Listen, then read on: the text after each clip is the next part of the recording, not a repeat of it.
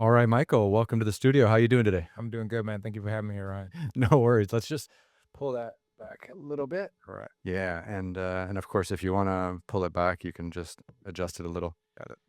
So, how you been? Welcome to the West Coast. Man, thank you for having me here, man. West Coast has been a while since I've been back, man. I grew up in South Florida, so familiar with the beaches, and then was stationed in Oceanside when I was in the Marine Corps. So back here, back around the ocean. So, back to, familiar territories. Yeah, it's amazing that you just came in like what a day and a half ago, and you've already done the Jennifer Hudson show. Yeah, man. I can't believe I got to be on the Jennifer Hudson show, man. We touched down and my wife was trying to get me a birthday gift and was like, let's do a tour at Warner Brothers and then we're gonna go do the Jennifer Hudson show. So she asked me to fill out a survey. I fill out the survey and we land and I get a text message. Hey Michael, thank you for filling out the survey. We love what you responded. Would you want to be a guest on the show? Hmm. I was like, is this real?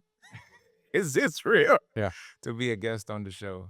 And turned out that way, man. I didn't even know she had a show. Like, I know she's an Oscar-winning actress, and I didn't know she went into like daytime TV because I just don't follow that world at all. Exactly, so we've seen her growth and progression throughout time, but my wife is a big fan, so she was like, "Hey, I think you might be a good person to check out the show and come with me for your birthday celebrate." So we did that, and then all of a sudden, I'm a guest on this show, and I'm like, "What do I do? What do I do? How do I prep? How do I prepare?" Mhm. And my wife was like, "I need to prepare." I don't know how to prepare. Yeah. Well, that's amazing. So how many more days do you have out here? Yes, I got, like, another, 3 days, here. We just did the show, and, that was phenomenal, and then we're here for a couple more, events that's gonna take place, and then we dive into celebrating my birthday. So we have, I think she has, like, some spa days set up, some, wine tasting set up, Oh, well, and we're gonna check out quite a few different restaurants here. We're big foodies, so we like to check out different, restaurants, different places that we go. So we're looking forward to that, yeah. that's great. Well, I hope the weather clears up. It's been raining the last few days, which is really strange. It almost never rains here. I'm glad it's raining for you guys because of the fires of what some of the things that I've seen taking place. I know where we're coming from, we got a little bit of a cold air too as well too. So it got down to like the 40s for us in Florida. So coming up here was a little bit of a transition for us too. Hmm. Yeah. Well, that's great. So, look, I know we're going to talk about your passion and desire to help people, your military career, and everything you're doing in the coaching realm and stuff like that. Right. But let's like go right back to the beginning. Let's do it. So where are you from originally? So born in Jamaica and grew up there as a young kid. And then I came to the United States at about 7.5 years old, man. And just being from Jamaica, being in the Caribbean, things are kind of like laid back, chill. If you think of Jamaica, you think of like Rastafari and you think of reggae music, you think of island Caribbean jerk, spicy food, Hmm. so that's how I grew up, man. And All the good stuff, right? absolutely. Some of the things we kind of like take for granted, man. Just the natural growing food is some of the things that I grew up on with none of these additives or preservatives and things like that. Yeah, really healthy. Yes. I've never been to Jamaica, but I really like have not explored the Caribbean enough, and that's definitely a place of the world I need to start getting to. Ryan, you gotta go, man. If you're someone that wants to understand like what the ocean is like and what it's like to even go diving there or scuba diving, and then I know you big on climbing, so like we have tons of mountains where you could go and explore and understand a lot of things. That's where Bob Marley, his family has some of the Blue Mountain coffee and all that stuff out there too, man. Yeah. So they set up some businesses. Yes. So what's it like growing up in Jamaica? Like, do you just like are you in the water all the time? Interesting enough. We grew up around water, but I didn't spend much time swimming or any of those things. I did not even learn how to swim until I joined the military. So, what we did as kids, man, we grew up in the country. So, I grew up with my grandfather, my mom, my dad, and my other grandfather. My grandfather on my dad's side is from England, and then my grandfather from my mom's side is from Cuba. Mhm. So, had their heritage, and just from that upbringing, understanding where they coming from. But inside of the country where we grew up in, we were kids that didn't have much, but we had each other, so we kind of, like, embraced the, family camaraderie. So, we did things more like the hustle and bustle of day-to-day types of things is what my parents doing. So, my dad was a taxi driver growing up, and my mom was a postal clerk, And, we were just regular kids, and we went to back then they called it infant school, and those schools we, wore uniforms, so everybody wore the same clothes, looked the same in regards to uniforms. And just I was a kid that was very chubby and just loved to play, so I was always the kid that was always eating extra ice cream, eating out the bowls, and eating the cakes and all that stuff, you know what I'm saying? So, that's me. And then while your parents moved to the US when you were 7? Yeah, so mom and dad came to the United States at age of 7. If many people know this, back in, like, 1985, we had a flood, and this flood actually wiped out the house that we had, and it was raining and downpouring so bad, mom and dad had to get the ladder for, us to climb on the roof and sit on the top of our rooftop, and destroyed everything, left us homeless, and mom and dad had to figure things out.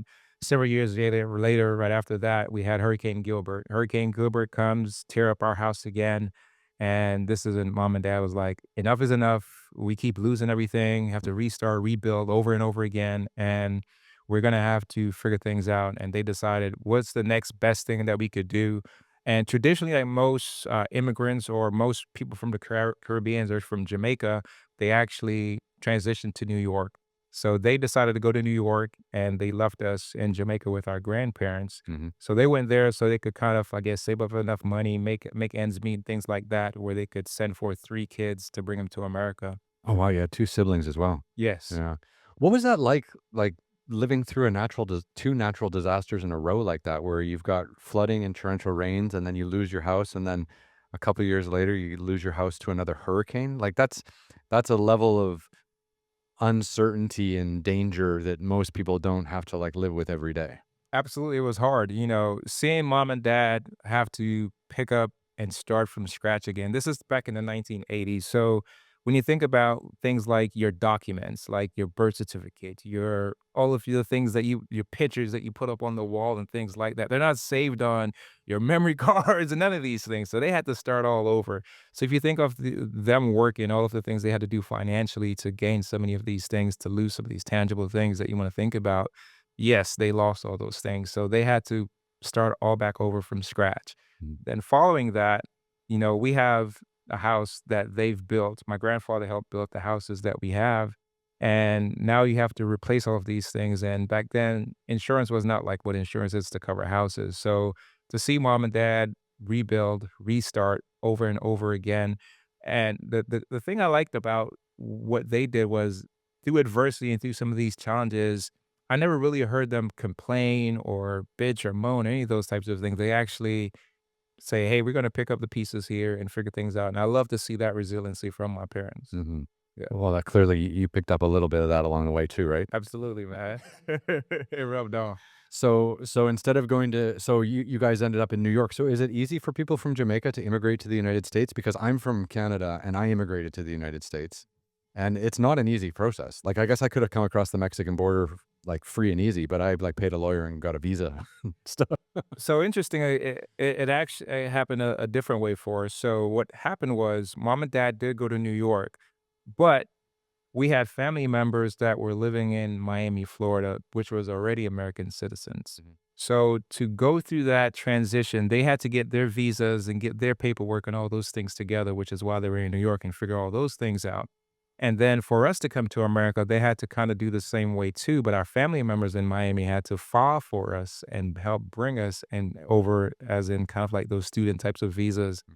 So we came to Miami, Florida, and we lived with our aunts and our uncles and other siblings. So we transitioned with 3 kids to go and live with 3 other kids and 2 other adults in regards to the relationship that they have. And then my grandma on that side of the family too as well, while mom and dad was still living in New York City. Oh, wow. Yeah. Well, you guys were split up. That's got to be hard. It was tough, to be separated from mom and dad, and we're staying with our grandparents, that was cool at the time in regards to, like, being with our grandparents because we were with somebody familiar that we know, but to not have your mom there at night, say Mhm. goodnight, tuck you in, read stories, those types of things that you're traditionally used to, though that was a void that was kind of missing. But then to come to America and you come to America and mom and dad is not there, you're now in a new home with a new set of family. It was definitely hard and difficult just to go through that transition. It was not easy at all. Yeah. I mean, what was your, how did you find solace being, alone and without your parents? I mean, like, did you throw yourself into sports? Did you behave badly? Did you, did you, band together with your siblings to do something interesting?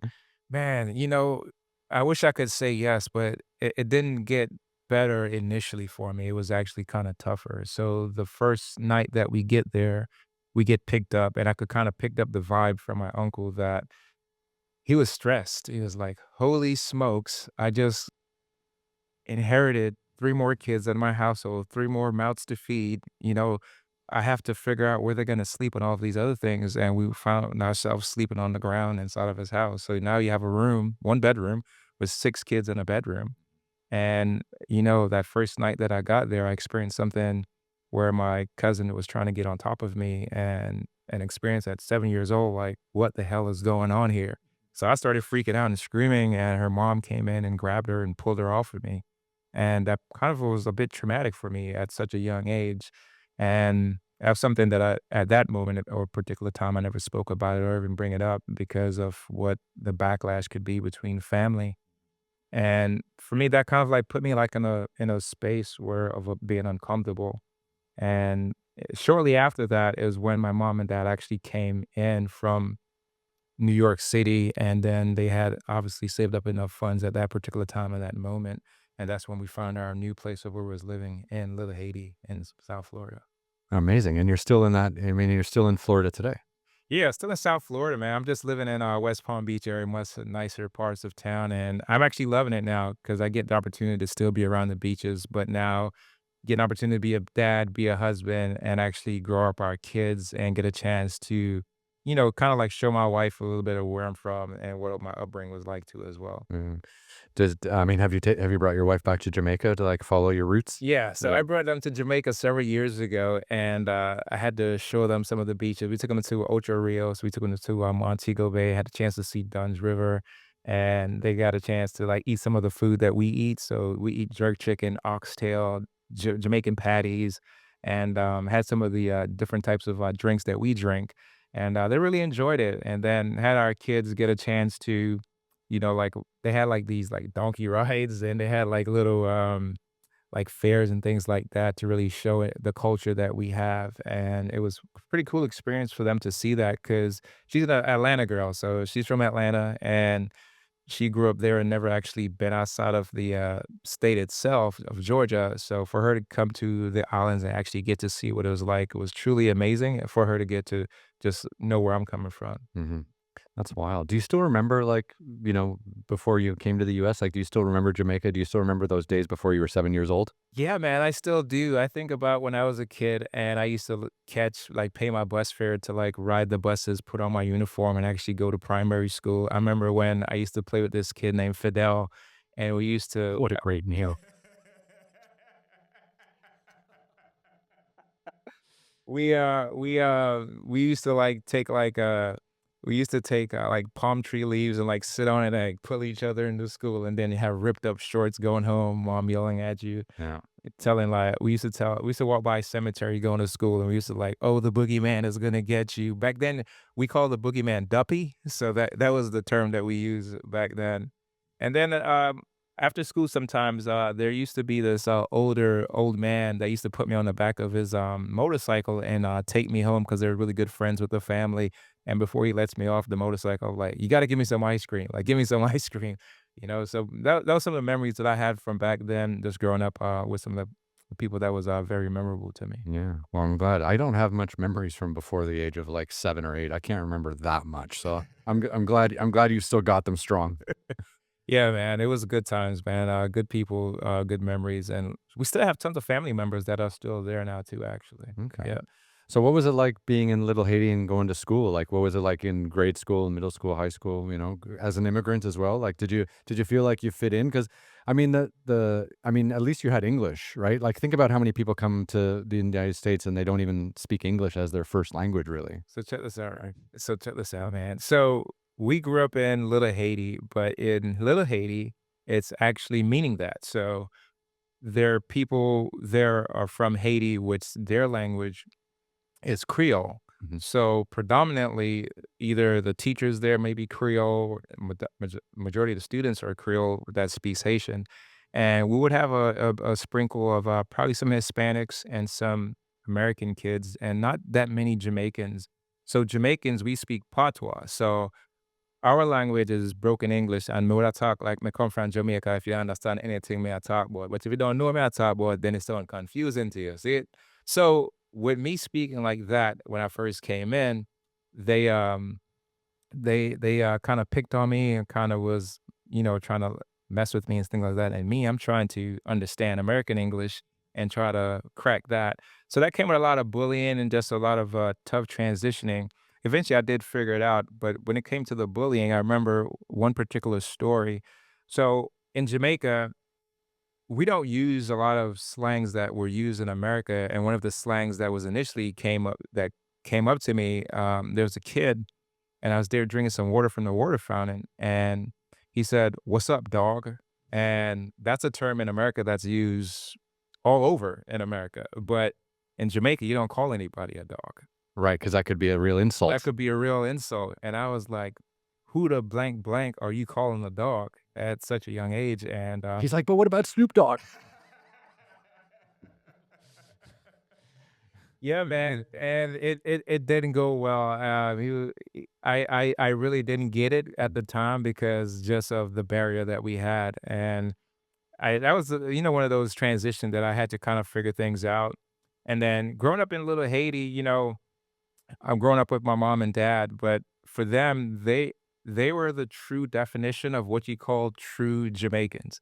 And I say that as in if you ask about most Jamaicans, if you hear of their professions or what they do, most of them is having 2 jobs or 3 jobs. And as I look back at it, I think 2 jobs need 2 people. My dad was doing 3 jobs, and it was kind of hard, so he was getting up at 5 o'clock in the morning, and I'm just learning these stories as they told us as we got older. As kids, we didn't really understand some of these things and the sacrifices that they were making. Yeah. But You just then know, like, dad hasn't been home for 24 hours, but you don't know he's actually working his ass off to pay for everything. exactly, man. Like he's getting up at 5 in the morning and he's getting picked up in this white bus and they're taking him to go out and picking limes.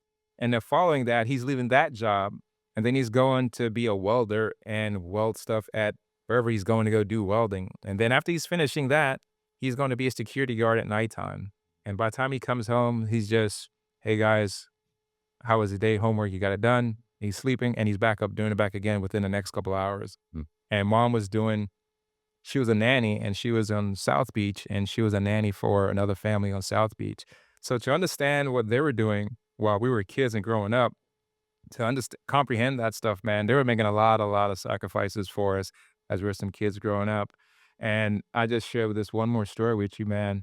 I'm there in school, I'm on the monkey bars, and I'm swinging and I'm playing. And Michael, clumsy, breaks his hand in school. Dad shows up, and it wasn't one of those types of, "Hey, are you okay? Da da da da da." No, you could tell the look of stress and like medical bill, medical bill, medical Oh, bill. yeah. And, it was a tough time, and it was hard for us because I think about when it was time to take the cast off, and we didn't have any insurance and didn't have the financial means. My dad was like when he knew that it was time for the cast to come off, kinda, like, soaked my arm inside of the tub and let it got moist enough, wet enough, soggy enough, and started cutting it off, and I'm just saying to myself, "I could never break my arm again. I could never break my arm again, Yeah. man."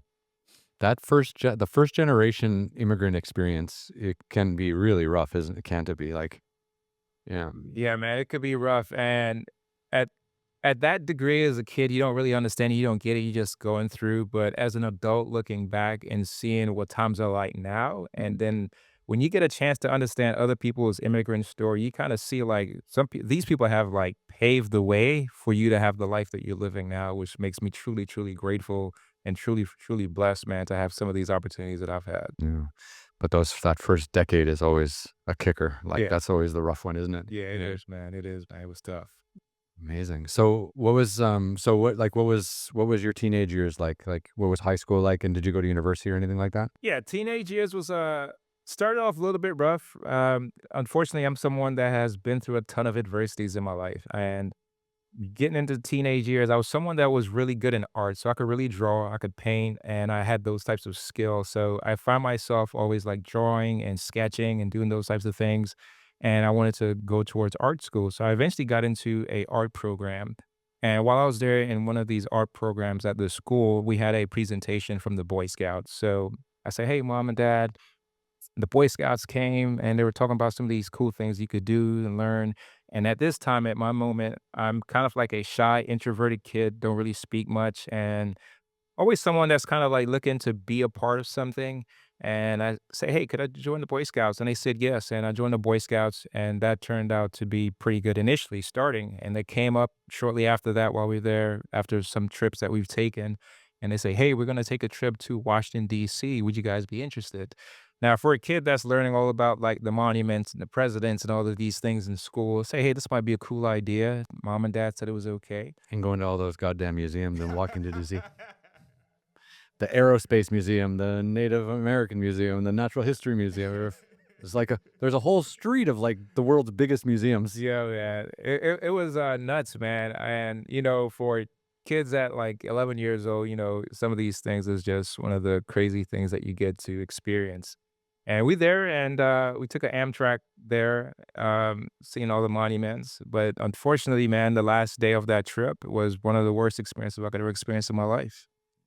And we're there, half of the boys are split up in rooms, one half of the boys go to one room, me and the other group goes to one room, and we all rotate taking our showers. I was one of the last kids to take a shower, and I get out of the shower and I see half of the boys on the wall naked and stuff, and I'm like, "What the hell is going on here?" And then the scoutmaster tells me to get on the wall, and I was like, "What the hell is going on here?" And this guy is like 250 pounds, muscle yoked up, and just started putting level of fear inside of all of us. And we experienced a level of abuse that no kid should ever experience in their life, man, and that truly traumatized me. And if you could imagine a kid that's been bottled up and didn't wasn't saying much and truly introverted, man, that truly, truly crushed me at that particular time. And that transition from there, man, I told my mom, we shared what happened. And when you don't know how to deal with things or go through things, especially through either like legal terms or if you're immigrants and stuff like that, some things never get talked about, some things never get shared, some things never get publicized, or some things that never get put out. Mhm. And that's where that story kind of died at that particular moment. So I went through middle school, just going through art school and just playing football, those types of things.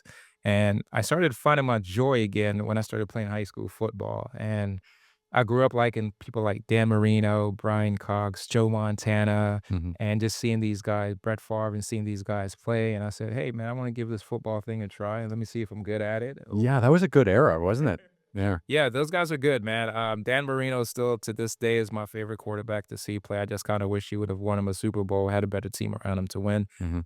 But, that's how things go. So, the people that took all the Super Bowls were your, Troy Aikmans and your Deion Sanders. Those guys won most of the Super Bowls during that era. When I think about it, though, I wanted to go to universities where I could get a chance to, show my talent and showcase my skills, and I got really good around my junior year and my senior year, and I started getting offers from different colleges. This is for a football scholarship. Right, Yeah. correct. And then And just for the international crowd, that's American football, not European soccer. Yeah.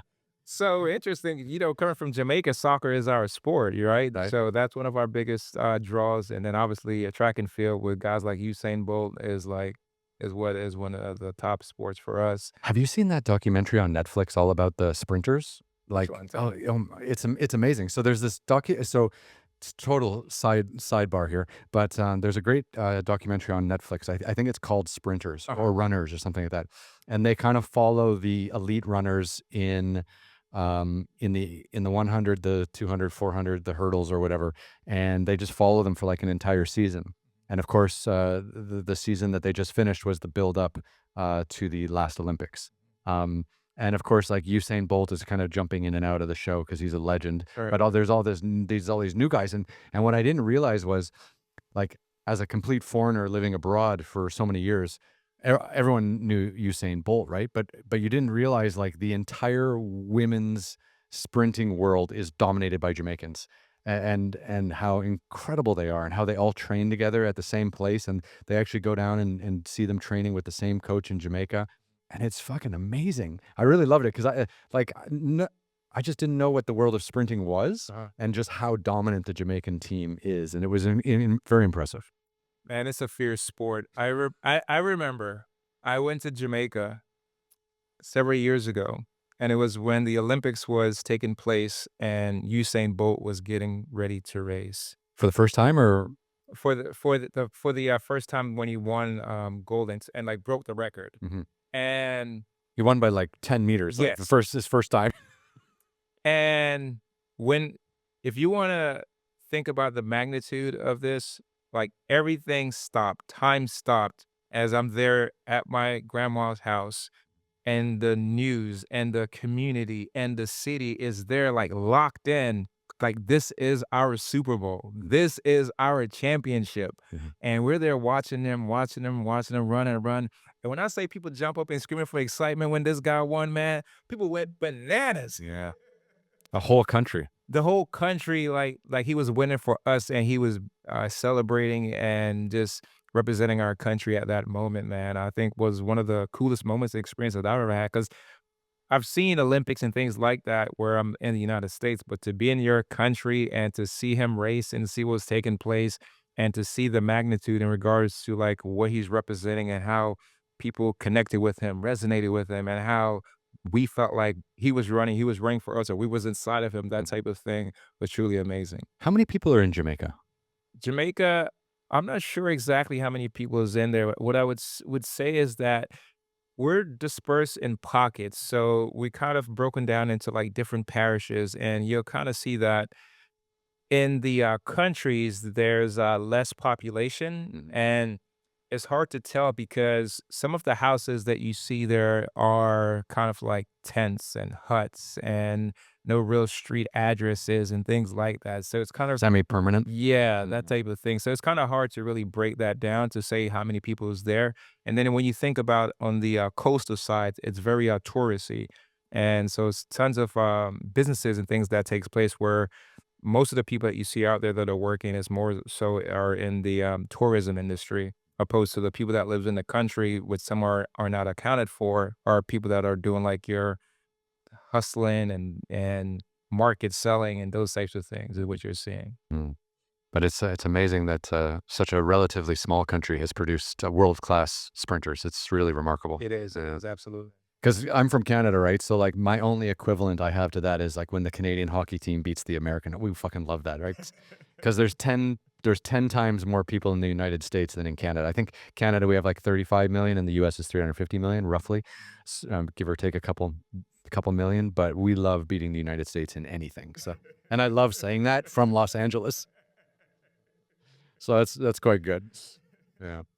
Okay, so you're playing football in high school, and you're getting pretty good, and you're getting some offers, you're getting some interest. What position did you play? I played offensive line, so I played center and I played tackle, and I was really good as I progressed through. I was getting better and better. I was coached by Coach Stanley, and he was one of those coaches down there in South Florida that was a staple. And then we had Coach Cameron, which used to play for the Denver Broncos. So with him being for co-coach and a player from the Denver Broncos, he brought a lot of people in regards to like bringing some notoriety to our school and who we are. And interestingly enough, on the team that we had, we had guys that came through that system like Rohan Davey, which went on to LSU, then went to be Tom Brady's backup.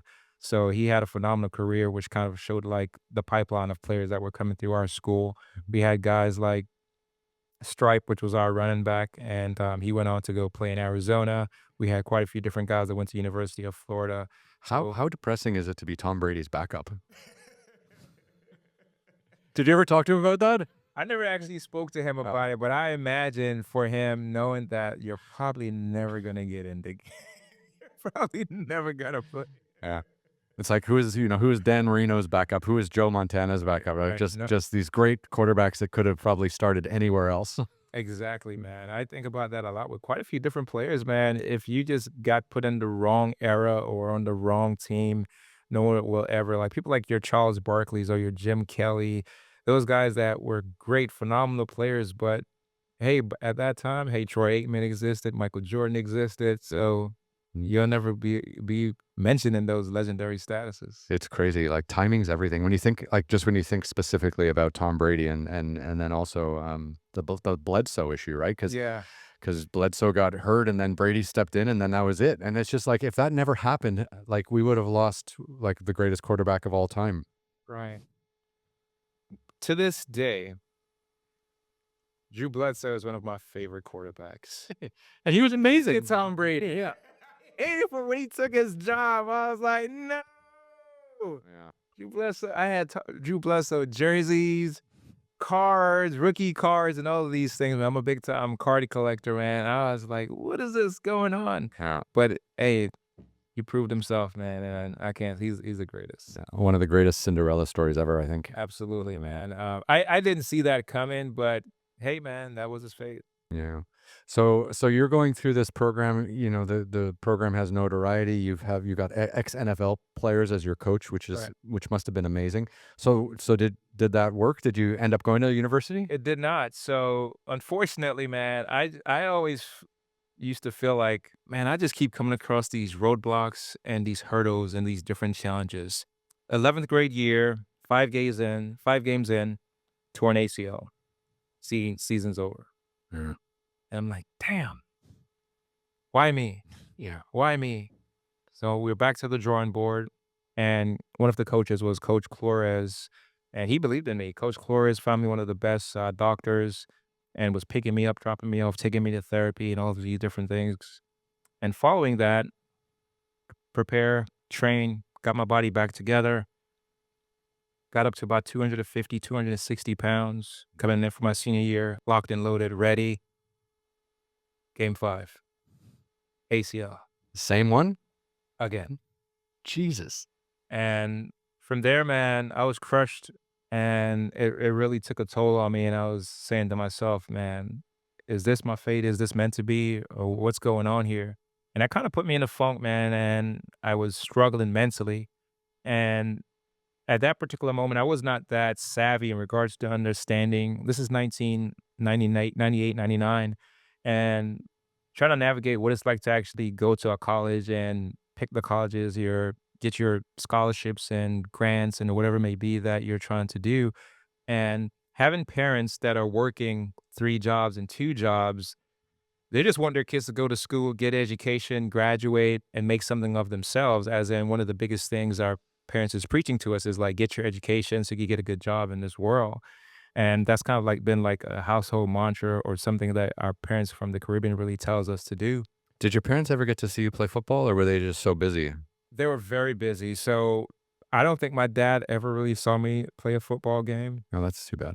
And then I think my mom may have came to a couple games, a handful of games, but not too many. But parents were being parents and they were working. Yeah. And that was probably one of the toughest things to actually deal with at the time because you could see other players' parents and are cheering for them in the stands and things like that. But I kind of also had the understanding of knowing, growing up, knowing that they're doing some of these things for us. But, as a kid, you do want to have that moment where you kind of look in the stand and be like, my dad is here cheering for me. My mom is here cheering for me. And that's actually why when my son plays football, like I'm there with him at every single practice. I'm there with him at every single football game because I know I didn't have that experience and I don't ever want him to feel that way. So I, as a dad, make sure that I do that for him now. Yeah. Yeah, Yeah, that's a lot of it's great to have that support. exactly, Yeah. exactly. So I lost a scholarship to University of Wisconsin at that particular moment Because of the injury. because of the injury. They Fuck that. yeah, man, that was man, when you talk about crushing, it was crushing, man, and I was saying to myself, "Well, shit, what am I gonna do next now, man?" I'm towards the end of my senior year in high school, and I was kinda, like, banking on that scholarship to go to this university and going to play, hoping I could make it to pro or something of that magnitude, and I was like, "Back to square one, gotta start back over," and one day while I was there in school, I came across this guy named Staff Sergeant Noda, and he was a United States Marine Corps recruiter. And he looked at me and said, "Hey, let's talk for a minute." And we started talking. He was like, "Hey, have you thought about the Marine Corps?" I was like, "No, never, not once, never gave it a shot, never gave it a chance or anything like that." And he gave me some pamphlets, gave me some information about it, and brought it home to my mom and dad. And the first thing they said was like, "Hell no.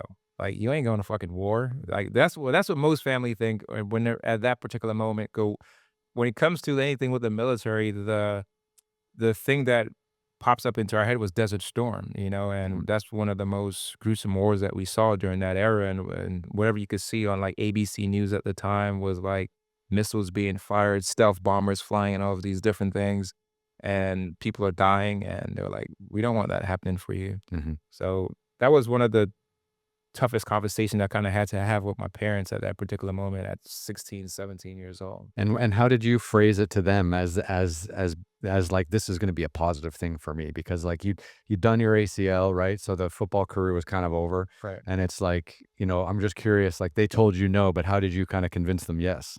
So this is how I had to sell them. I didn't know I was a good salesman or anything like that, but I kind of talked to them about what are some of the benefits that the Marine Corps had to offer. And I had to dig deep and I thought about why did I want to be a part of the Boy Scouts? Why did I want to be a part of a football team? Why did I want to be a part of a team? Why did I want to be a part of a unit that could gain so much and do so much together as one unit and be a part of a brotherhood. And, based off some of the information that the recruiters shared with me, and based off some of the things that I was researching and just trying to get a level of understanding of what the Marine Corps stood for, I thought that it would be a good fit for me. And I say that as in, I was someone that was looking for growth. I was looking for maturity. I was trying to find myself going through something challenging because I was kind of always been on the path of self-discovery and trying to, like, identifying what my identity is, trying to find who I am, and when you go through some of the experiences that I've had in life and being challenged, you kinda question a lot of things, you kind of are going through some things and trying to navigate some things, and when some things are taken away from you, that kinda leaves you there, and I had to kind of share with them, "This is gonna help make me a man. This is gonna help make me become the true leader in life that I want to be." And one of the, I guess you want to say, the added benefits to that was, the Marine Corps is going to offer you the opportunity to actually go to college too as well, which was one of the things that they wanted us to do as kids is actually go to college and get a degree. So how does that work though? Like, so you go to the military, you go to the Marine Corps for like a couple of years, and then afterwards they pay for your college. Like, how does that work exactly? Yeah, so that's how I ended up getting my degree. So the Marine Corps offers some of the benefits that's tied to, like, life insurance, and another one of the benefits that's tied to that too was the Montgomery GI Bill. And the GI Bill is if you serve for X amount of years, they'll cover either like a 2-year degree, 4-year degree, and so on and so forth. And another benefit that they gave you with that is so kind of for myself now is that I'm a Purple Heart recipient, 100% disabled veteran. So I get a chance to use my GI Bill, but I also could pass my GI Bill to my wife, to my kids, so it's kind of something where they could use and benefit them and they've never served, but from me serving, they get a chance to use my GI Bill. So those were some of the benefits that came with it and kind of like entice in regards to like the enlistment of it too as well. Mhm. Yeah. And then, so what was that high school graduation like? And then when did you start in the Marines? Yeah, so graduation was kind of cool, man. As I was getting ready to graduate, I was in my senior year and I was one of those kids that went to school, but I went to summer school. So I could have actually graduated a year early, but I wanted to graduate with my class and I also wanted to actually finish out the year. So I was one of those kids that was in school for probably like the first 2 classes, but then I was also working. So I was one of those kids that was working at Papa John's Pizza, making pizza on the second half of the day. So I had a good experience, actually getting to understand business and getting to understand entrepreneurship. And this is when Papa John's just kicked off. So this is when the franchise was just launching and getting into the market at that particular moment. So they're growing and building it as in regards to what the franchise turned out to be. Mhm. But when I graduated, man, celebrated with my family at FIU University, and family and friends came. And from there, the staff sergeant that was telling me that, "Hey, you're a big guy, you're 260 pounds, and to join the Marine Corps, you gotta get into certain shape and certain hei you're already a certain height, but you gotta meet a certain standard for you to actually enlist." So for me to actually raise my hand, swear in, and get on that bus, I had to get down to 210 pounds in a matter of close to, like, 6 months. So I think I'm actually the inventor of the sweat bag because now but many people was doing this, but I was getting those, trash bags, and I was ripping holes in the arm part and sticking my arms through them, putting on hoodies and sweaters, and I'm exercising every single morning and every single night, running, jogging, sitting up, just to make this sacrifice so I could actually enlist and join. And I did that for several months until I got down to about 210 pounds, So and the sweat bags worked. they worked. They worked. What did you have to do diet-wise as well? Like, I'm just curious, like, how did you lose, like, 50, 60 pounds as So I definitely had to cut out all the Jamaican food that I was eating. yeah. So I cut out all of the carbs that I was eating and just went straightly to salads. So my dad was someone that was kind of heavy at the time, and he decided to start losing weight at that moment. So I was kind of eating some of the same things that he was eating. So he kind of went to just straight protein and just veggies. And that's some of the same things that I was doing too as well. And I was exercising 2, 3 times a day, if you wanna think about it, so I was trying to burn a whole bunch of calories and reducing my, meal intake at the same time, and so that's something that I was doing over and over and over repeatedly, over and over, and I'm kinda like the person that get so fixated on not taking a break. So, if I really wanted something, if I really wanted to achieve something and then my mind is set to it, then I'm gonna go ahead and accomplish that. That's one of the things that one of my captains, when I was serving in Japan, she kind of said to me, she gave me the award for like the can do award, as in like anything you put in front of me, if I say I'm gonna do it, I'm gonna accomplish it and we're gonna do it. And that's what I kind of like had my mindset on. Like, I'm going to get to 210 pounds and I'm going to join the Marine Corps and enlist. And on August 31st, 1999, 3 o'clock in the morning, knock, knock, knock. The drill instructor shows up. I'm sorry, the recruiter shows up and asks for me. Mom and dad comes out and gives you a hug, tells you goodbye. They're crying. Mhm. And, you know, they're praying for me, and it's just one of those moments where they're about to see their son go off and change his life, become a man. And we leave from there, get into a van, and we go down to the Miami Maps. We get sworn in, raise our hand, repeat the oath of defending the country. Is the oath the same for all the armed services, or is the Marine oath different? It's the same for all branches. It's the same. Asks the Canadian. We have, like, the smallest standing army in the world, but apparently quite efficient. Yeah. So from there, we swear in, and there's a group of us that's actually going to join on that day. So if you're on the East Coast, you go to boot camp in Paris Island, South Carolina, and if you're on the West Coast, you go to boot camp here in California and San Diego. Mhm. So we get to South Carolina, and this bus picks us up. The bus picks us up, and they kind of do this in where it plays out where you go through the whole day and you're sitting and waiting, and they time it to where you show up to boot camp kinda like 1, 2 o'clock in the morning. They do that on purpose? Yes, that's Just the to fuck purpose. with you? Yeah, yeah, that's when the mind games start, man. So, when you think about it, we go through the gate, and they tell everybody to get your head down. Alright, we put our heads down, and we're all Parris Island is literally an island. And it's dark as hell, and we're driving, and we're coming in, and then we stop, and all of a sudden, this drill instructor gets on the bus, and he starts yelling, "Get off of my bus! Get off of my bus! Get off of my bus!" And we was like, "What the fuck is this? What the hell is going on? Why is this dude yelling at us?" And then he's telling us what we're gonna do, what to expect. Then all of that comes together, and he says, "Get on my yellow footprints! Get on my yellow footprints!" Do they really yell all the time? All the time. All the time. Is it really effective? At the time, it is because you're in their domain, you're in their space, Mm. and As an 18-year-old, I probably needed to be yelled at too, actually. Maybe just now that I'm a little older, I've mellowed out. Man, it's a psychological thing that they're trying to, get into you, man, and break you down, and they effectively do that because, they put a level of fear inside of you when you think about it because you're told that you're in a contract. You can't break this contract. If you choose to leave or break this contract, it's only gonna end worse for you, as in you're gonna get a bad conduct discharge, you're gonna get sent to the brig. All of these negative things is gonna happen to you, so you're kind of in it. So, it's either play along, do what you gotta do, and or it's to see who's gonna succeed or who's gonna fail when you get into this, branch of service. And I say that as in, when I look at all of the different branches, the Marine Corps is one of the toughest and hardest branches to actually go through in regards to what you have to do.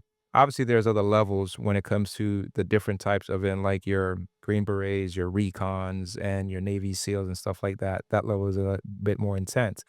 But when it comes to understanding just that level of boot camp, you have to go through that process of passing through the boot camp in regards to the yellow footprint aspect. But then you're going through what you would consider their HR process, and somebody's yelling at you to cut your hair, do all these things with your uniforms, your gear that you're getting, that you're being issued. You're now sleeping inside of a squad bay with bunk beds, and now you're having to clean floors and scrub floors, clean toilets, clean showers. Somebody's yelling at you, telling you when to go to bed, when to wake up, telling you when to go to church, when not to go to church, telling you when you could call your parents, when you can't call your parents, when you can write letters, all of these different things. And it's on their command, Mhm. not when you want to. It's when I say so, you do this type of thing. You really have to give up all of your autonomy, don't you? You have to. Yeah. And when you think about that is very mentally grueling to kind of see what you're made of because for the next 3 months, this is your life. Someone is telling you wake up, when to sleep, when to shit, when to shower, and when to shave. Mhm.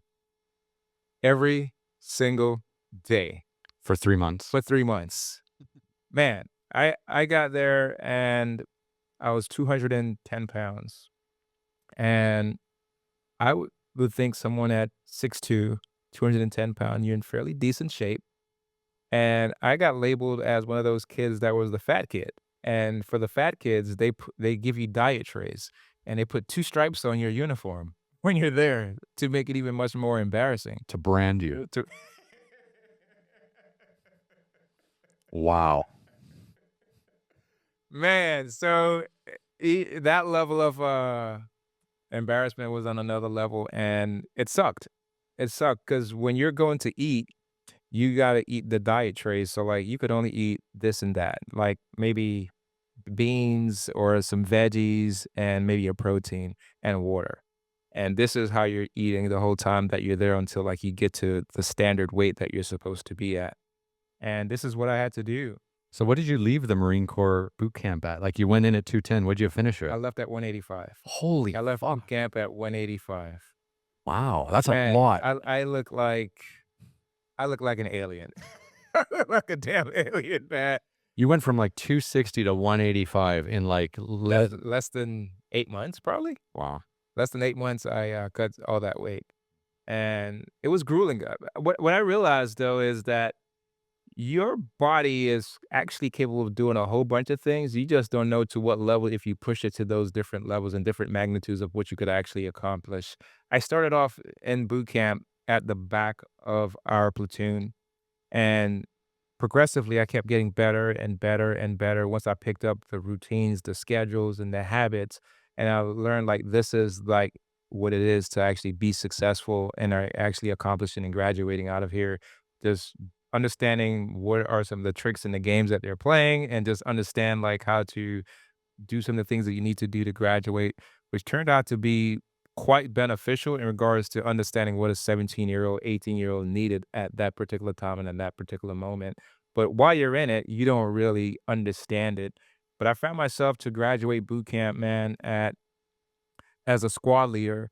And what I really relied upon was my upbringing. What I really relied upon was my parents. I remember I wrote them a letter, and through different letter transmissions, I wrote them back saying that I seen how hard that where you guys have persevered through tough times and tough challenges. And this is one thing that I'm not gonna let break me. Mhm. This is one thing that will not break me or take anything from me. And I made that commitment to them. I made that commitment to myself. And I graduated boot camp as one of the top recruits that was there in our boot camp as one of the squad leaders. And to walk across that parade deck, to walk across graduating was one of the most gratifying situations that I could ever be in. To see when all eyes are on you and your family is there that's been supporting you. And for them to see that transformation and see that transition of you was truly a beautiful thing because when you're seeing them crying, you're seeing all this emotion, and you're getting your Eagle Globe and Anchor that the drill instructor, someone that treated you like crap for the first couple months, is now saying, "Congratulations, you're now a Marine. You've earned it." Like, this is not something that they give to you. This is something that you have to earn. Did your Man, parents even recognize you at 185? I think they probably miss me, man. They're like, "Where's my son?" Man, it was crazy, man. There was like, look at you, man. I was, if you look at some of those pictures, man, I was skinny as hell, skinny, skinny, skinny. And the only good thing I would say that really came out of that too as well is like we graduated the day before Thanksgiving. So the next day was Thanksgiving, man. And I ain't gonna lie, I pigged out. Well, that's because when you spend time with family, they don't give you the fucking the diet tray, right? No diet tray in the family, man. Mm, Mom wanted to fatten me up, man. We had, you name it, we had turkey, we had dressing, we had some Jamaican traditional foods that we had. So she had some jerk chicken, some oxtail, some rice and peas, all mm, that good stuff, man. amazing. So, okay, so you graduate, the boot camp, so now you're a Marine. So, how does it work? Like, do you get to choose where you go? Do they just send you wherever the hell you want? How does it work after that? Nah, typical jobs, man. It does. You don't really get to pick. They send you where they want to send you, and But based on your, like, psychological profile, based on your fitness, based on, like, because there's so many different branches of the Marines, there's so many different things you can do. Like, how do they choose, like, where to send you? so this is how it works. So you get assigned an MOS, which is your occupation of what you're going to be doing. So my MOS was 1833, and an 1833 is an amphibious assault vehicle section leader or crewman at the time. So Did they know you didn't swim? I learned how to swim in boot camp. I learned how to swim in boot camp. So they put you in the amphibious vehicle division. After, right. Wild, wild. That was one of the most terrifying things that I've ever had to overcome in my life, man. When they just in boot camp, you have to qualify as a CS 432 or 1. And if you don't know how to swim, then they just like throw you in the water and kind of like you got to like figure this out. And at different levels based off where you're at, some of them you had to like go to the bottom of the pool and fight. You had to go down to the bottom of the pool and grab like these dummies or grab the bodies and bring them up. You had to go under the pool and then start blowing inside of your camis and then come up and start floating in the water. Mm, But so these are some of the things that we're testing you as doing, but I had to learn all that skill in a matter of 3 months is what I'm trying to tell you. Is like, if they really pushed you mentally, physically, emotionally to see what you're truly made of, mhm, and I was able to accomplish some of those things, man. yeah, that's amazing. Yeah, man. So doing that, I had a chance to become an 1833, and these amphibious vehicle is obviously going to be stationed around water. So I got a chance to be stationed in Camp Lejeune. But before I actually went to Camp Lejeune, we had to do Marine Combat Training, which is MCT, and we went there in North Carolina around December, January timeframe, Mm. and it was snowing, snowing, snowing, snowing. For the boy from Jamaica. For the boy from Jamaica, man. First time seeing snow, and I was freezing, Mhm. freezing. And it sucked. Before we even started the training, something cool actually happened right before that I'll share with you, man. But I like to share this story because it really helped me do what I do now today. And leading up to that was 1999, and this is when everybody was thinking Y2K, the world's gonna end. Obviously, we're still here, so that shit ain't true. I But remember it well. Oh, yeah. I wonder what the average age of our listeners is today, yeah? man, I called my parents right around midnight, just tell them I love them and all these things because wondering what the heck is gonna happen. Obviously, Mhm. here we are. But I got assigned to be on funeral detail because our training did not get picked up yet. And funeral detail is where you get assigned to work with a special unit that bury all of our veterans that have passed away. And to be a part of this unit was one of the coolest things that I've ever had to do because for me, I never had a family member that actually served. For me, I didn't really understand all of the traditions and everything that took place in the military outside of what I've either seen on the news, what I've read in like history books from school, or whatever the Marine Corps has taught me during those 3 months in boot camp in regards to understanding what the Marine Corps is all about and the traditions and things like that. So to get that level of book knowledge and then to actually go and do funeral detail, I was actually part of this unit where we were actually carrying the caskets, folding up the flags, taking it to their loved ones, actually firing off the guns for the 21 gun salute, going to Arlington cemeteries and all these different cemeteries across America. But to hear all of these people's stories and to hear of some of these things that these people have done, what they have accomplished, excuse me, what they've accomplished was some of the most amazing things that I've experienced at 18 years old. And knowing what I was about to step into gave me so much more of a respect in regards to wearing the uniform and what I'm about to do and what I'm about to get into in regards to how I'm serving. What I walked away from there was when I looked out inside of the cemetery, I was just saying to myself, how many of these stories have never been told? Mhm. How many of these stories we've never heard about? And this is when I've kind of been on my own path of like journaling, taking notes, sharing my story, writing my book, tell, tell, share my story with as much people as I can in regards to making an impact and inspire people because of I would not want someone that could help change a life or do something great out here. Their story never gets told, they never get seen, and it gets buried with them. So that's why I love what I do now. But fast forward, got a chance to do MCT, and I'm there in North Carolina, and we're there training. And MCT is kind of like a simulation of what it would be like to actually go through war. So we're sleeping out in the snow, we're fighting, we're shooting, we're land navigating, and dealing with that in these temperatures where it's snowing and it's raining, and you're just fighting this, and you're sleeping in foxholes.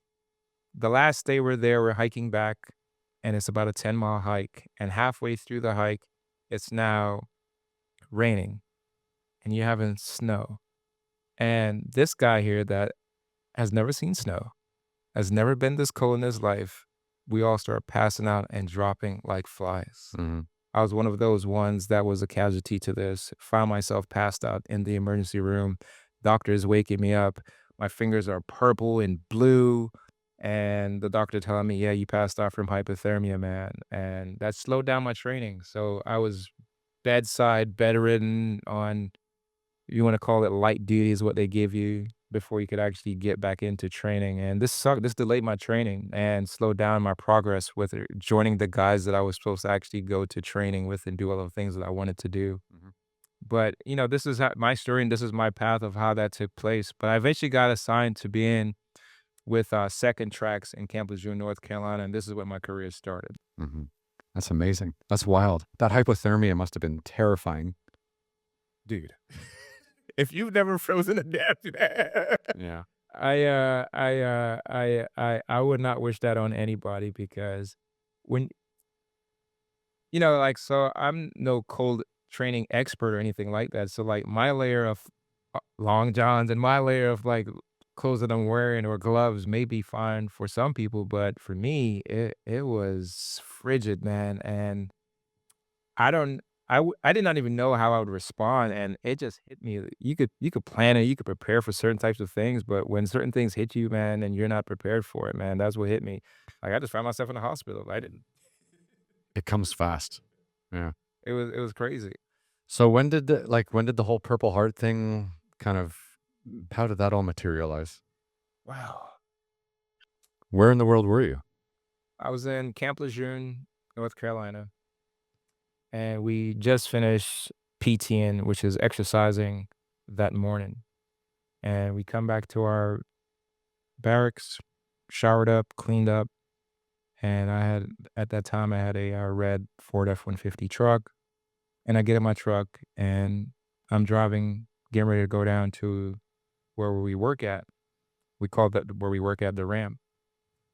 And as I'm getting ready to go down, I hear sirens going off from the base, and I hear like a whole bunch of commotion, and my phone starts ringing.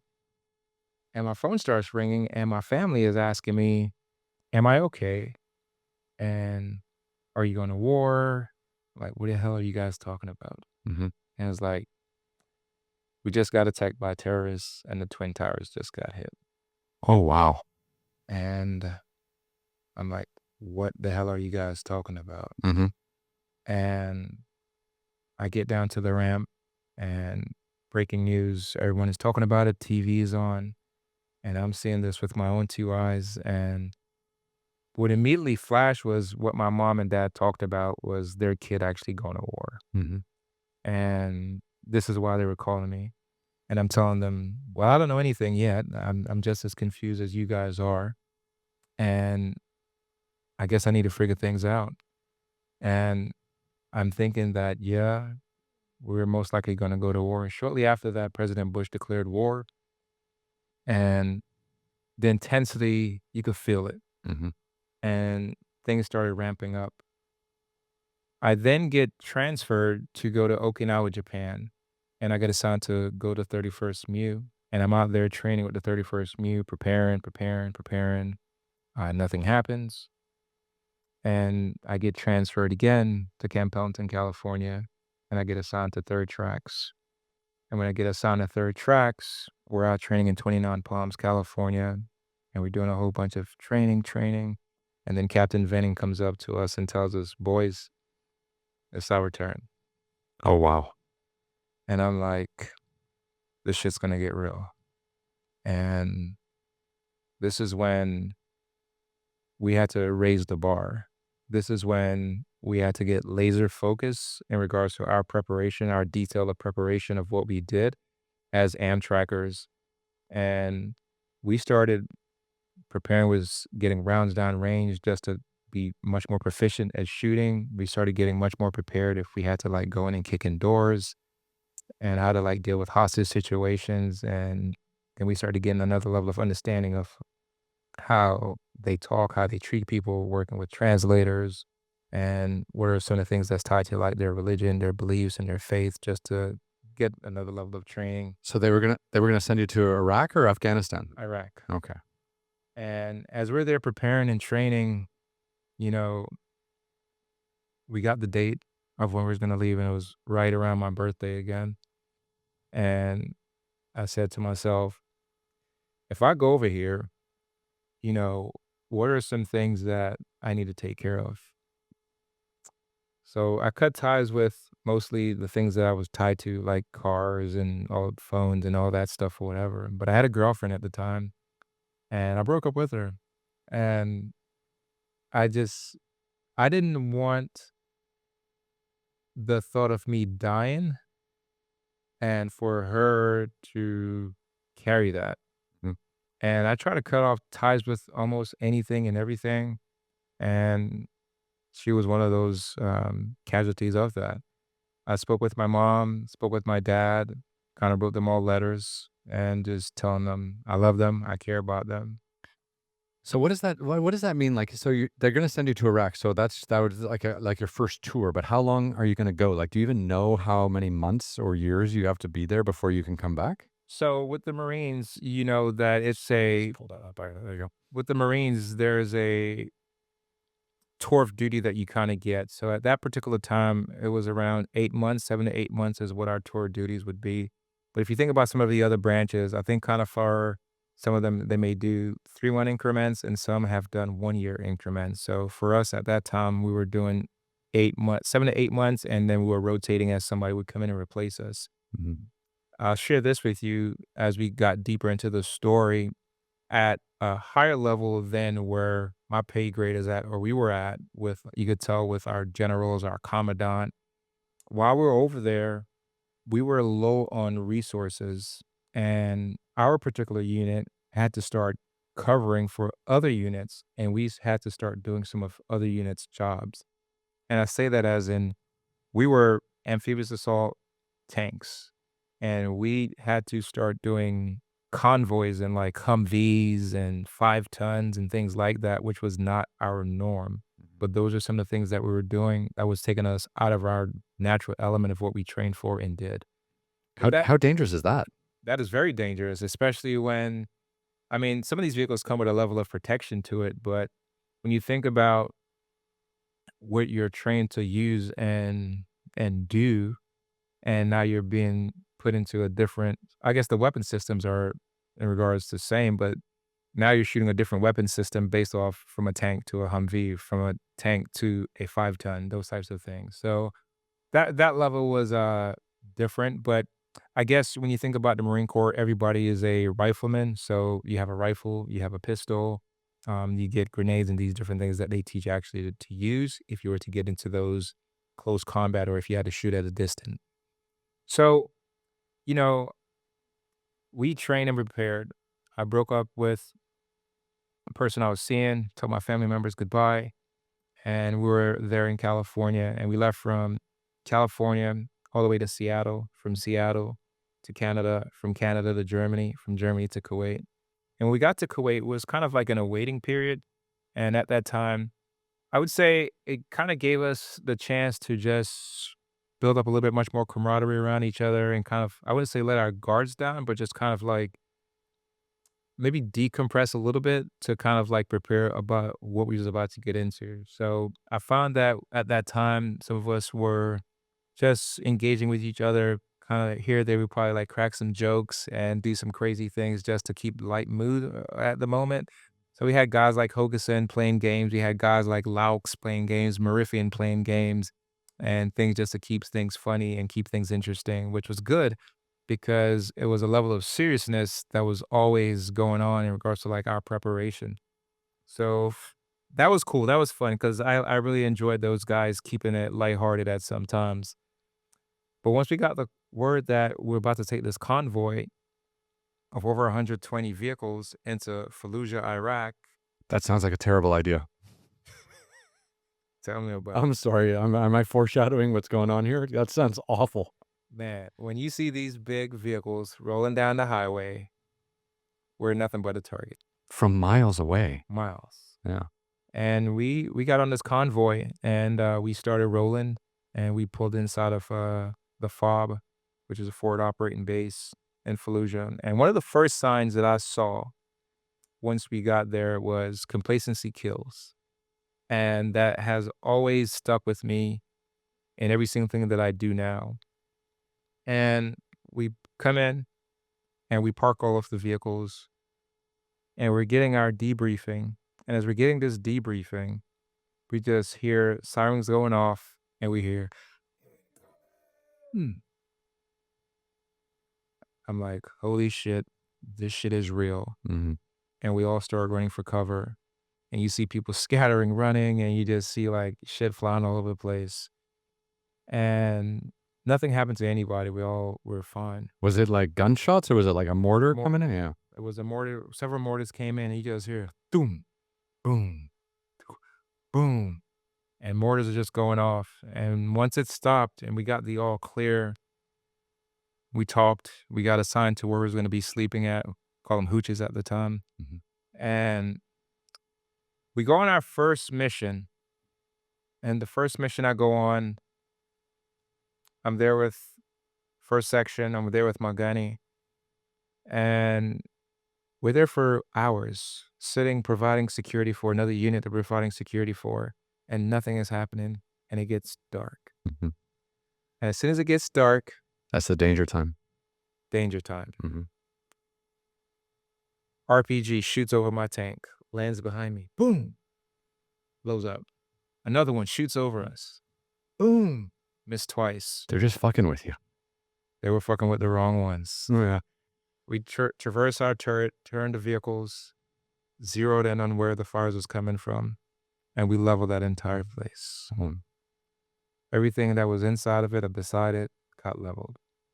And me and my gunnery sergeant talked about it. And one of the cool things in regards to understanding the Marine Corps and the camaraderie and the brotherhood was having each other's back and taking care of each other. And that's what we talked about. Thank you for having my back. Thank you for taking care of me while I was out of there because they missed, but if they hit, it could have been a whole lot worse. But we responded immediately in regards to stopping what could have killed us or injured us. And that was the first time we're there shooting our guns. And when you talk about the level of adrenaline that kicks in, it's like another level of a high that you could kick into, as in, like, now you're just like putting bullets down range and just shooting. Mhm. And you're having no remorse or no, like, you're not thinking about anything, as in, like, you're more so like, it's me or them, it's me or you.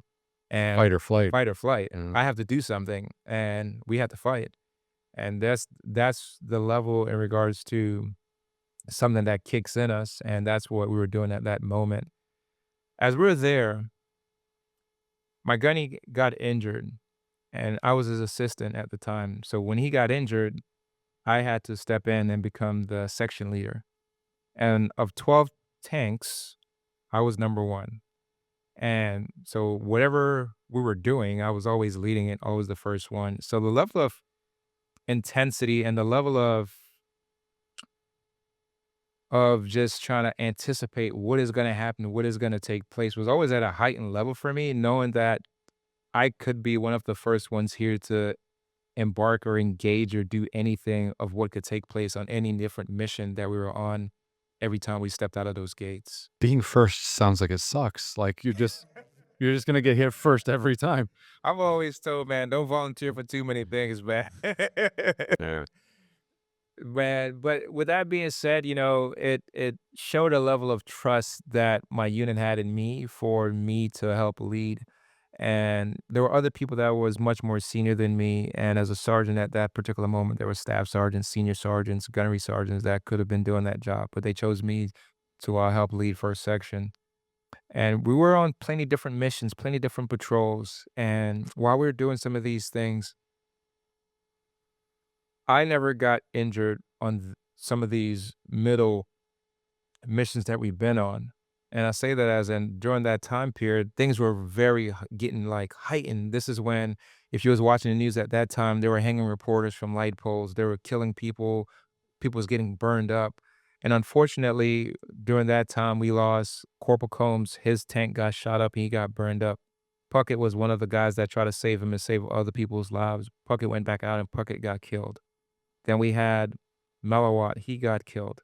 And we had so many other guys that were serving side by side with me that died on some of these different missions.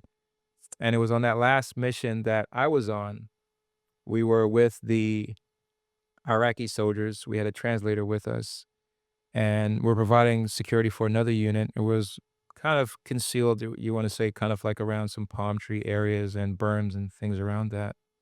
And as we're out there, it was something just telling me, man, don't trust these guys. Don't trust these guys. And out of nowhere, one of these guys started shooting their RPGs. I'm sorry, started shooting one of their AK-47s in the air. One of the Iraqis that was supposed to. That's supposed to be with us helping provide security. Started shooting their AK-47s in the air. And I jumped off of my tank and I just like lit into his ass, man. Started like screaming at him, like, what the fuck are you doing, idiot? And our other staff sergeant that was there with us started getting after them. Ryan, They were signaling someone, right? you're spot on. Yeah. Immediately after that, poof, boom, poof, boom. And we just started getting incoming.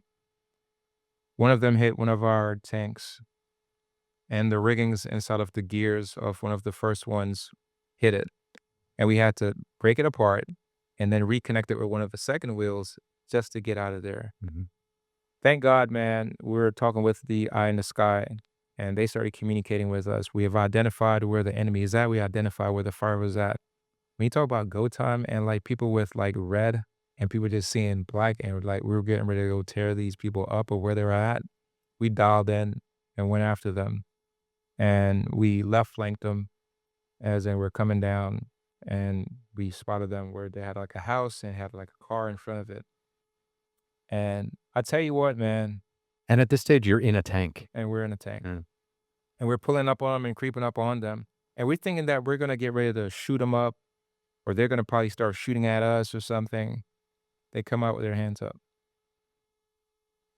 that doesn't feel right either. That didn't feel right, and they come out with their hands up, and we have our guns drawn on them, and we're like, "Are they suicide bombers or what?" Mhm. And Where are the other snipers and where's everybody at? yeah. And they come out, we tell them to take off your clothes, take off all these things, and we capture them and we tied them up, search the house, nobody else is in the house. We go inside the house and we go inside the cars. If you man, we retrieved so much RPGs, guns, grenades, bombs, like, these guys had it all, Mhm, and we took it all, and one of our guys actually took the car and drove the car in on base so we could s take the car, mhm. and we tied them up, and we put them in the back of our AVs. We put them in the back of our AVs, and they don't speak any English or anything like that, and the translator is trying to talk to them, and they're not answering, they're not talking back. And we lost it. These guys literally tried to kill us, Are you serious? and, they got their ass beat. How did they I mean, did they get untied or, like No, no? they didn't get untied. They got their ass beat. Mhm, But what's interesting, which really made me introspectively look at war, look at why we're there, and all those things that comes down to was as they're there, it's like they've already given up themselves to like a higher power. And if you could think of anybody that's either getting beat up or going through something, they may be fighting for their lives or they could be doing something. They just took it.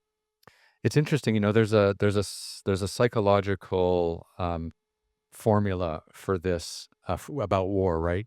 And they say that the invading nation, usually suffers higher casualty rates than the defending nation because the defending nation, and the defending nation usually, in many cases actually wins these kinds of wars because they're fighting for their lives. They're fighting for their families and for their land, right? So they're willing to go much further to defend those things than the invading nation or the nation coming in from another part of the world.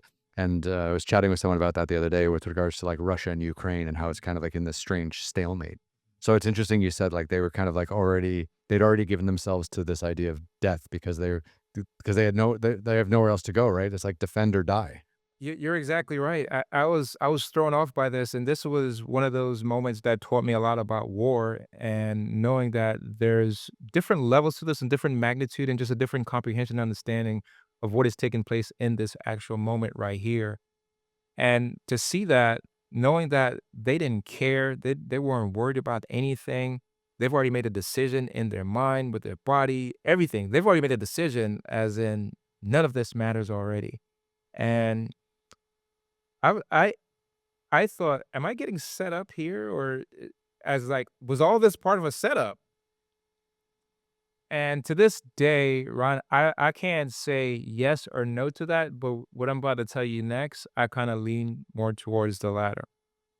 We take them back on the base, and we turn the back end so they could go into the prison, fill out all the paperwork and all those things that I had to do. Our complete unit was at another location, so we were gonna come back out and link back up with them. So prior to that, we re-up on supply. So we got some more water, some more ammunition, some more MREs to bring back to those guys out there. MRE is Meal ready to eat. And these are rations that they came out with these like way back in the days for if troops or people that needed food that could last for years if it was the end of the world type of thing. And this is what it turned out to be. But they put in packets and they could come in like your beef stews, your chicken, your soups, your pastas. You put them inside of a heating pack and you could just eat it anywhere in the world. yeah, I climb a lot of mountains, so we have that like the freeze dried stuff where you add Right. hot water, shake it, Yep. wait Same 10 thing. minutes. Yeah. Same concept. So I got those and we're bringing them back out.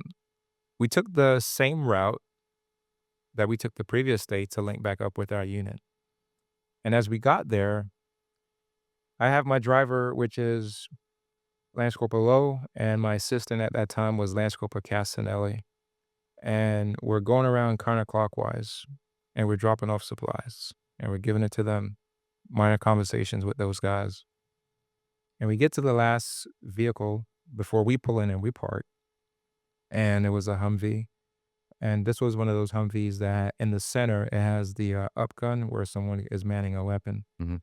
So at the back, we have Margani, and he's there talking, and he's a smoker, so he was smoking a cigarette. And on the right side was our doctor that was with us, and the gunner was Hernandez, and then my best friend Salta was in the driver's side. Talk for a little bit, give them their supplies, and we get ready to pull off. Pull off. 5 seconds from pulling off, boom! The impact tilted the tank, slammed us back down. Inside of our tanks, your body is from your waist up. Mhm. Picked me up, slammed me down, shrapnel gashed me, hit across the face, across the shoulder. From inside the tank. So from there's a car bomb. Mhm. The car bomb drives up and hit that Humvee with the guys I was just speaking to. Oh, shit. The impact and the shrapnel impacts my tank. Shrapnel from there hits me, slams down the vehicle. Castanelli grabs me, pulls me down, checks on me, gets me back up. We get out. And Ryan, I've seen movies of what war zone looks like and all of these things. Mhm. The first shootout I've been in on the highway was nothing like this. I was shooting at somebody from a distance. And I get out of this vehicle and I see nothing but dust, smoke, fire, and smell of like metal. The smell of what blood smells like, the smell of what a bomb smells like. And you just see this big old hole, this big old crater, and this Humvee just like in pieces. This car that they drove up as was kind of like those old school Chevy Impala taxi cars you see in New York City, those types of old school types of car. Inside of the car was a 500-pound bomb. We call that a VBID, vehicle borne improvised explosive device. 500 pound. 500 pounds. Drove up on them.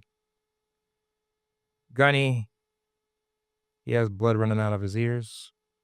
The doctor, his legs is blown off. Hernandez, half of his face is separated, gone. And Salto, my best friend, man, he's from the Caribbeans as well. We connected because I told him I wanted to go to University of Wisconsin. He's from Wisconsin. Talk about all of the Caribbean foods that we eat. And we used to sit there while we're there, just watching DVDs, listening to music in our downtime. And I see his insides on the steering wheel. That shit rocked me, man. I had to put him in a body bag. Mhm. And there's a lot of grief and guilt that was tied all up into that motion and that emotion because as this is taking place, we have to put them in a body bag. We have to get them first aid is taking place and all of these things. We get them medevaced and out of there. Are you getting shot at this stage, or was it just a car bomb? It was a car bomb. Mhm. And we're getting intel that we need to get the hell out of there. Captain Venning tells us what to do. We get back in some of the vehicles. And as we get ready to leave out of there, they dropped a bomb and blew up the whole site to destroy every single thing that was there. After they drop the bomb and blow everything up, we're getting ready to leave. As soon as we start leaving, we start getting incoming fire. We start getting ping, ping, ping, ping. So we closed up. And then we had to shoot our way out of this town, out of this city, at every single thing that was in our way. And this is Fallujah. And this is Fallujah. And we're just shooting. just firing. And I'm like, "This can't be real." But if this is what we have to do to save our lives, then this is what we gotta do. How many kilometers or miles were you from base? From the base, we're actually close to about 30 to 45 minutes out. So you had to fight for 30 to 45 minutes Yes. to get out of there. Yes. That's insane. Insane. Insane. And, we're there shooting our way out, and we get back to the base, and as we got back to the base where we're at, this was one of those moments where everybody is in shock, disbelief, and emotions is at out of the roof, out of the ceiling. Like, people we just lost friends, we just lost our comrades, and it was horrible. It was horrible.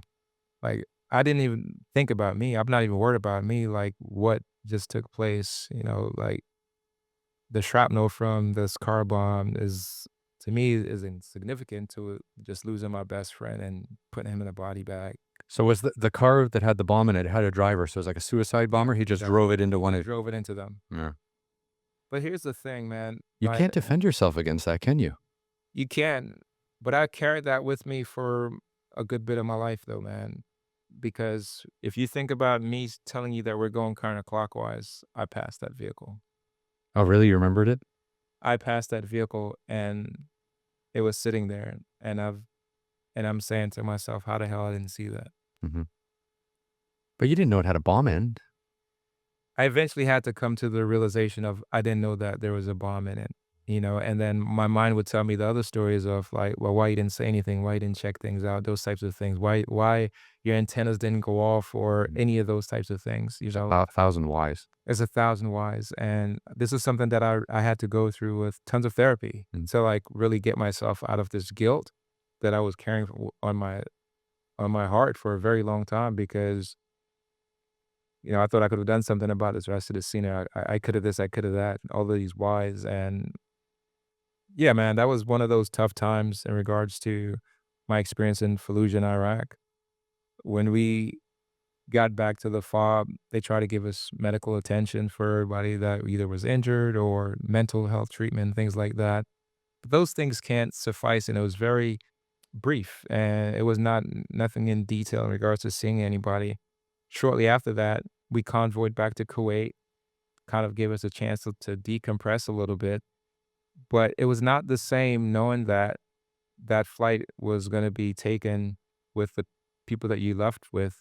Some of them are not coming back. So it was one of the most somber, quietest flight that I've ever been on. And as soon as we landed, it was hard to transition for many of us, including myself, trying to just grasp and deal with life, deal with family, deal with friends, trying to talk with people and share things to literally come from being shot at, shooting people, and just to come back to this regular life of like, let's watch Netflix, let's go to the movies, let's hang out and play with the kids, let's do some of those things. It was very hard for a lot of us. So did you finish the whole 8-month tour, or did you get to come back early because of your injuries? So I finished my tour and we flew back and got back, but at that time, there was obviously another unit coming to replace us. So that unit came in and replaced us. So we would get a chance to take a break and then deploy back again in another 8 months. At that particular time, I got orders to transition to the basic school TBS in Quantico, Virginia, which I accepted. And I did that.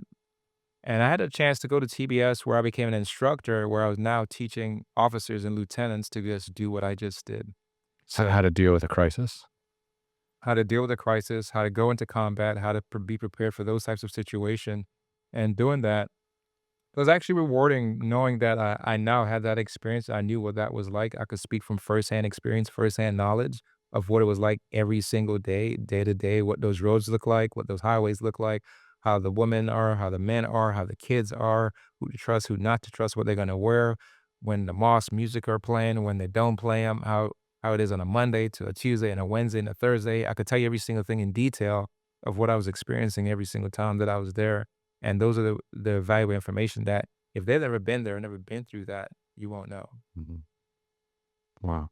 And so you got a so the Purple Heart that you were awarded was for getting the unit out of there and back to the base? Yeah, so the Purple Heart was from the shrapnel taken from the car bomb. So shrapnel gashed me. If you look above my eye, you see shrapnel's there, and then my shoulder, you see I got a gash in my shoulder as well too from some of the shrapnel and pieces from there, which injured me. Mhm, And those were some of the exterior types of things that occurred. Definitely, some of the things that we learn about war is there's scars that many of us face, and they're internal too as well that so many of us don't see. And I think a lot of veterans, including myself, go through that when you're dealing with something psychologically that is tearing you up on the inside. And that's some of the stuff that's tied to PTSD that I'm a big advocate for in regards to us addressing it and helping some of our veterans with some of those tough things that they're dealing with that nobody knows about. mhm. Yeah, the inside scars are way worse than the outside scars. Absolutely. Yeah. So how did you decide then to eventually leave the Marines and set up your own kind of consulting, coaching, your adversity academy, right? Like, how did you decide to like take this into the private sector and kind of help people? What was the motivation there?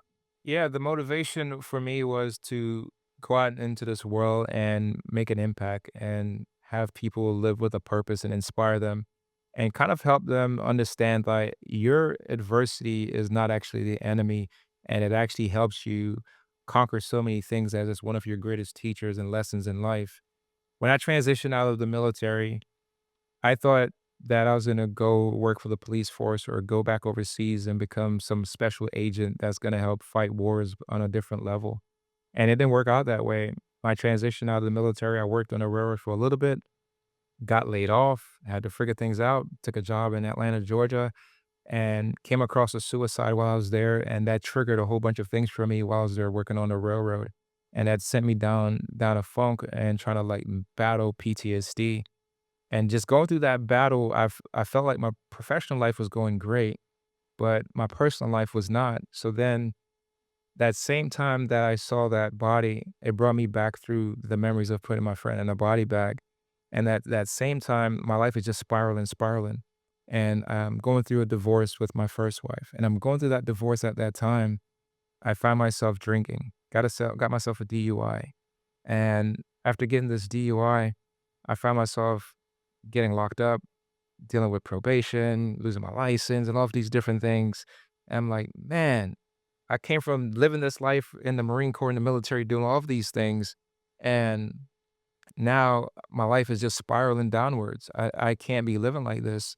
So once I got past that situation, I went back to school. I got my bachelor's degree, got my master's degree.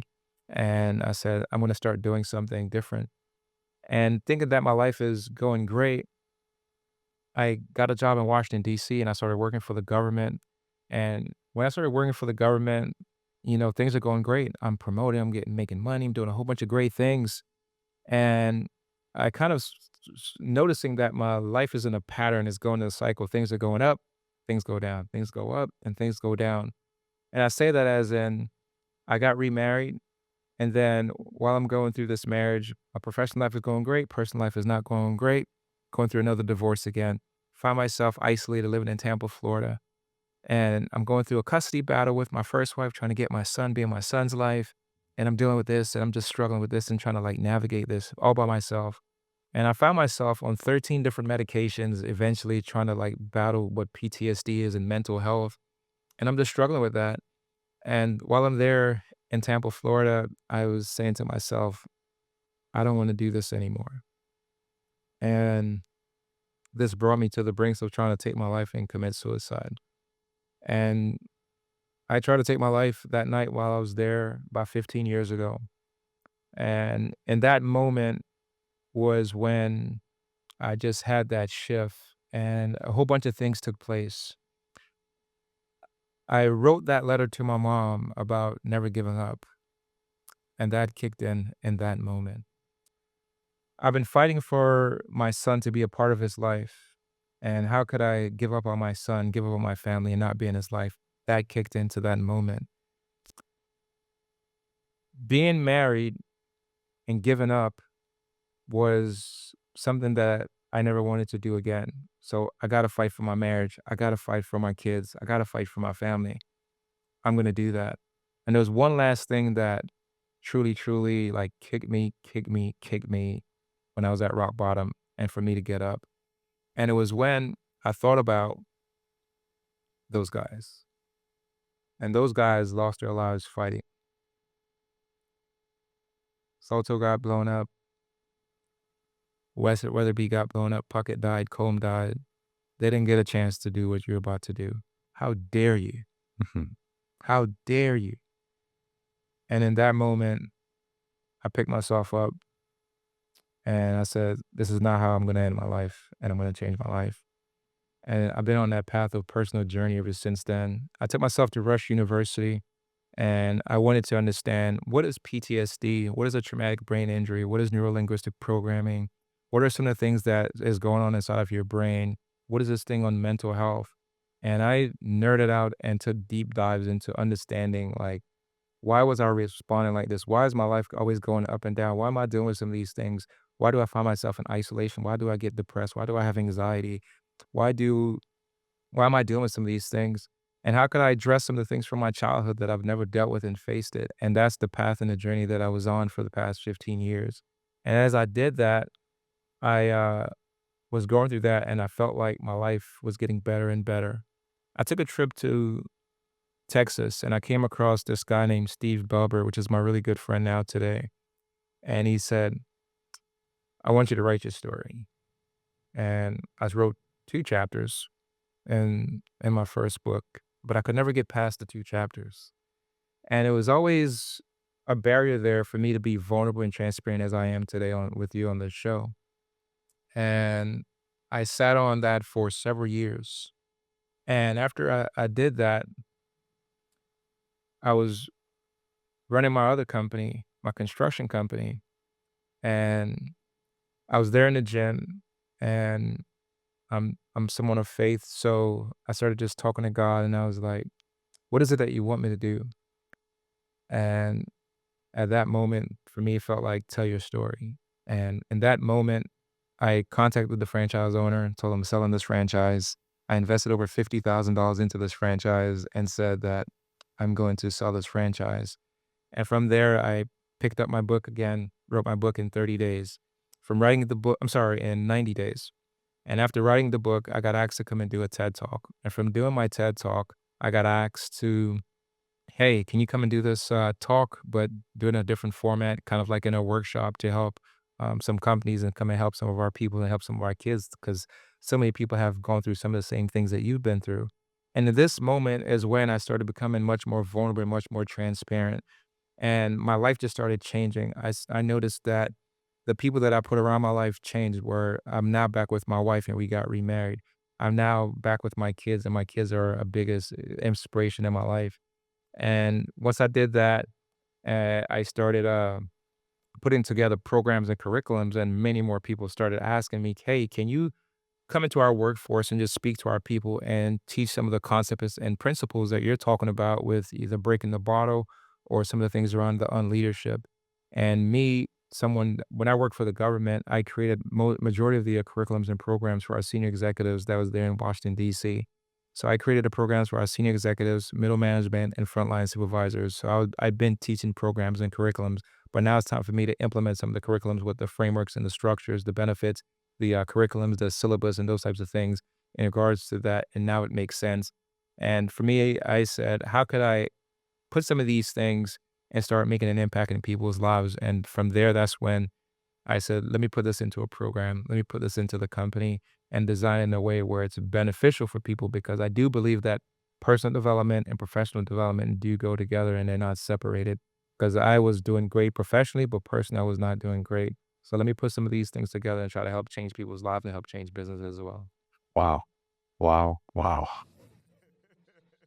I mean, what a journey, man. Like, but it's amazing how you had to hit rock bottom before you could figure out your path, eh?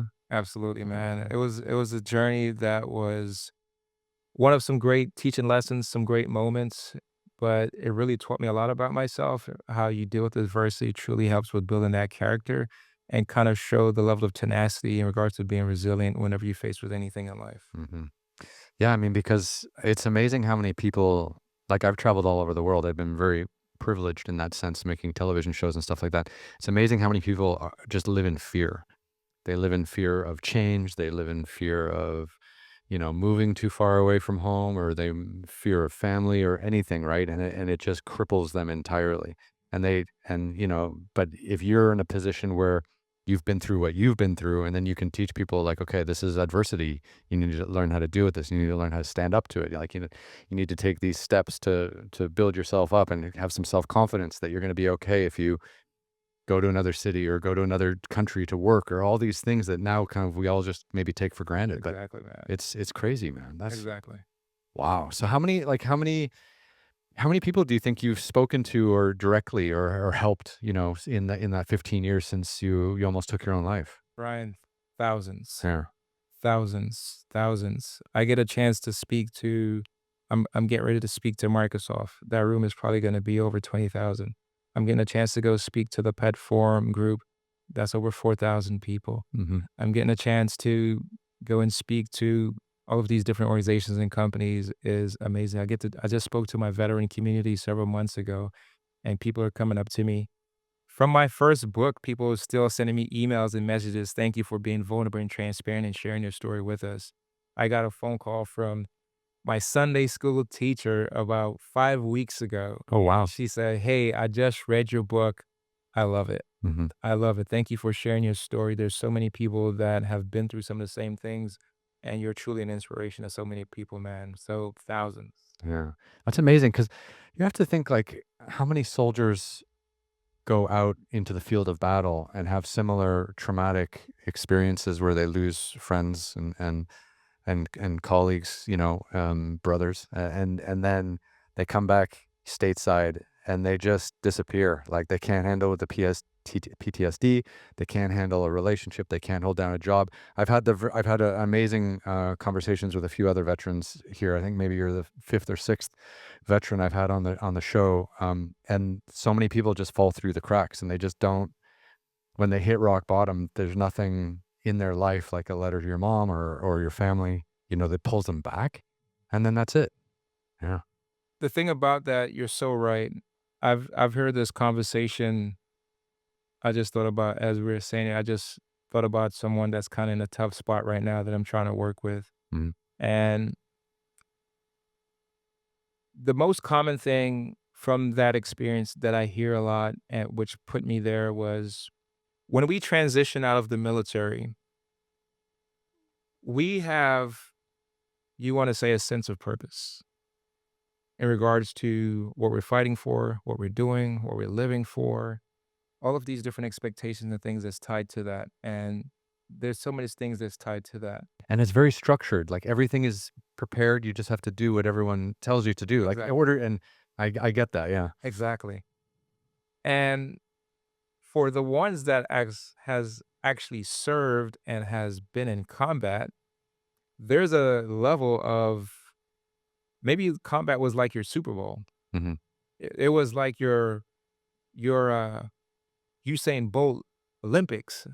It was climbing the highest mountain that you've ever climbed, going through some of the toughest things that you've ever been through. And that's because it was so difficult, the adrenaline and everything was just insane, even though it was terrifying. Right. Yeah. So when you transition out of the military, if there's nothing to fill that gap, there's nothing there to get you back there or close to that, that's where a lot of us fall. That's where a lot of us is seeking something, looking for something, and there's not that level of adrenaline that's there, and I think that's where I'm trying to do my best now to work with people through my message in regards to identifying what your purpose is, identifying what are some of your goals, what is your destination, how can we make some decisions to go in the direction to identify that destination, and if we're struggling with some of those things, it's very, very hard in regards to trying to get out of that funk or get out of that mindset or get out of that space. And truly, you're right, man. That's where a lot of us fall off because we're trying to identify and try to find that thing we call purpose. Yeah. But it's unattainable, like, to find that high again, or to find that feeling again. And also too, like, 'cause I've spoken to a few people about this, like, you feel such a great sense of purpose being in the military. If you believe in your purpose and why you're there and why you're being deployed and to help people. But and then when you come back here, like, just living in the United States and going about your daily business every day has no fucking purpose. Right. You're just it's I always think of like a compass that's not like connected to true north, and the needle just spins and spins endlessly because there's nothing pointing you anymore. You Right. have to point yourself. Right. And that's terrifying. It is. What I had to go on that self-discovery path for me was, excuse me, was what is my new identity? Mhm. Because what you just mentioned was when you were serving or whatever previously you was doing, you had an identity. You was that Marine, you was that badass, you was a sergeant. You had different titles, different things that was tied to you. We would get ribbons, we would get ranks, we would get titles, we would get all those things that's tied to us. And you could apply this concept in many different aspects of life in business, your companies, your CEOs, your founders, whatever, your Grammy winner, whatever. And if you don't live up to some of those things, then psychologically, it kind of like psychs you out to thinking that I'm not worthy, I'm a failure, these types of things. So truly, you have to get back to the source and identify what is your true identity and how can you stay true to that identity, be authentic in that identity in regards to living the life that you truly want to live, or else you'll be living this world where you'll be confused. You'll be living this life where you're trying to find things and trying to figure things out and you be so much susceptible to so many things when you don't have anything that is your true north. Mhm. I like the way you described that earlier. It's like, when you're in the military or you're in combat, it's such an elevated sense of purpose and such an elevated sense of community with the people around you. And then when you leave the military, you need to find something to fill that, right? And obviously alcohol, drugs, whatever else you can get into, that's a temporary fix, but it just takes you further down the spiral of your life, into misery. But finding something truly positive to put into that missing gap in your like, there's nothing. Like, yeah, family, faith, maybe work. You just become a workaholic and Right. you just bury your life into that. But it's kind of all just coping. Like you're never really kind of getting to the heart of why you're missing that, or because you have to do it from inside. Yeah. From inside, definitely from inside.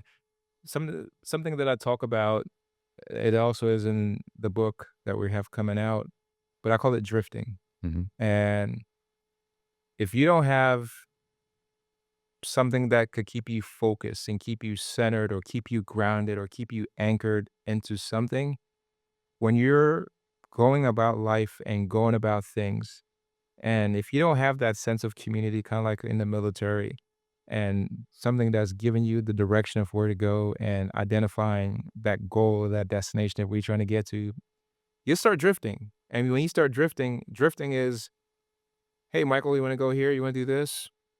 Hey, this thing came on TV. You want to do this? Hey, this TV show is here. Let's do that. Hey, there's an event here. Let's do this. Hey, here's this drug. Try that. You're kind of up for anything. You're up for anything. Mm. And that's where you'll find yourself susceptible to so many different things, and then you'll be drifting, and then before you know it, so this is something that I share, and it's tied to what I was telling you of why I appreciate when I did the 21 gun salute, and I was part of the funeral detail. And whenever I looked at like those people that are buried in the cemetery, how many of these stories never got told? And then whenever I do my keynotes, I always reference how many of us get to our deathbeds? How many of us get to a moment or time in our lives? The average person dies at about 75 years old, 78 years old is what it is. And how many of us get to the point of, damn, I should have did that. Man, I wish I did that. Why I wasted time hanging out with this person? Why I wasted time doing drugs? Why I wasted time getting drunk and high? Why did I waste time doing these things that really didn't matter to me? Why did I waste time? Some people, I've spoken to people like, if you're doing your job and you're working your career and you love it, stay there. It's great. I'm not telling anyone to leave your job, but I've seen some people say like, why did I give this company 20 years when I should have started my company, built my business 5 years ago? and why I didn't put a plan in place or structure those things. And I've heard that over and over. And I say that as in, what are some things that are distracting us and is drifting us and causing us to actually get centered and get focused back to what we actually truly want to do. And that's one of the tough things that many of us face. My dad recently, he was living in Jamaica and he was walking in November and he was helping my mom moving some boxes in the house. So your parents moved back to Jamaica. They moved Yeah. back to Jamaica, and he sat down, and he felt his legs tingling, and he was like, "I can't. My legs is feels weird. I'm just having a numbness in my leg." The next day, he gets up. He's walking, and he gets in the car, and he steps on the gas of the car, and he steps on the gas and realizes he can't put his foot on the brakes, and he has to turn the car into a ditch into our house there in Jamaica. My mom immediately takes him out the car, takes him to the emergency room, trying to see what's going on, diagnose what's going on. To avail, they couldn't diagnose, tell him what's going on. Me and my siblings got him on the next flight, got him on the next airplane, and we flew him here to South Florida. Take him to the emergency room. He has a blood clot in his lungs, and he has nerves impinged between T9, T10, and T11 in his spine, Mhm. paralyzed. Emergency surgery to shave down his, those T9s, T10s, and T11s to get his nerves back. And while my dad would go through that process, and they're talking with him once he got out of surgery, thank God he got out of surgery. And he was just telling me, like, live your life. Live your life. Don't sit up here living this life because he was kind of telling me, I kind of wish I would have did this. I kind of wish I would have did that. I should have did this. I should have did that. And I'm telling them, like, I truly understand and get why you guys did what you did for us as kids as I look back at things now. But he was sharing that message with me as in, like, I tell him all the things that I'm doing now, what I have going on. He was like, keep going for your goals, keep going for your dreams. Don't let nothing distract you. Don't let nothing take anything away from you Mhm. and just keep striving for that. And I say that as in, my dad is 78 years old and he's telling me this now at his particular age. And another funny thing, I'll be a little bit much more transparent with you. Prior to that, me and my wife, we sit down and we plan our goals for the next year. And one of the goals for this year was we need to take a trip to Jamaica because I wanted to see my parents because I've been having these dreams of my parents passing away. And it was 2 weeks after that, my dad was in the emergency room, and I was like, "Holy smokes, this is full circle of what I was dreaming of seeing my parents, and this is happening." But all of a sudden, I'm now caring for my dad. My dad is having this conversation with me once he got out of surgery, Mhm. and he was just sharing with me, like, how significant, how important this message is at this particular moment. That's crazy. Some kind of like real connection to your parents, right? Yeah, man, absolutely. Wow. And now you get to talk about it and help other people. Definitely, man. So this is what brings me the greatest joy. I never knew that it would do this. I say that when I was younger, my grandma, she used to say that you're going to be a pastor, you're going to be a preacher. And she just said that I'm always going to be praying for you. And I think it's through her prayers, through my family's prayers that saved me when I was in Iraq. You know, I came so near to close death situations and circumstances, and I'm here to talk about it and share my story. Mhm. And once I started becoming much more vulnerable and transparent and put my life inside of a book, I was like, shit, well, what's the hell? I could start going out here and helping people's lives and change people's lives because I'm seeing the impact of what it's doing now.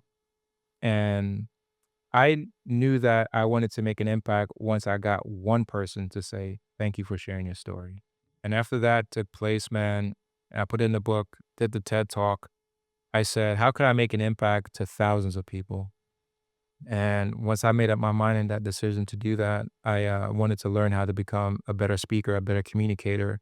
And I hired one of the best coaches out there to me, which was Anthony Trucks. And he's a keynote speaker now, too, as well, and ex NFL football player. And he's been through some tough things in his life. Kind of similar story, too, as well. And once I got with him, he was teaching me how to put a keynote together, how to put your story together and make sure it connects with your audience and you could tell your story thoroughly where you make sure that it makes sense. And from there, I've been on a blaze, man, just telling my story, sharing that where I can make an impact with people. And the keynotes are called Break the Bottle. And I say that as I was that kid, I was that person that bottled in so many things.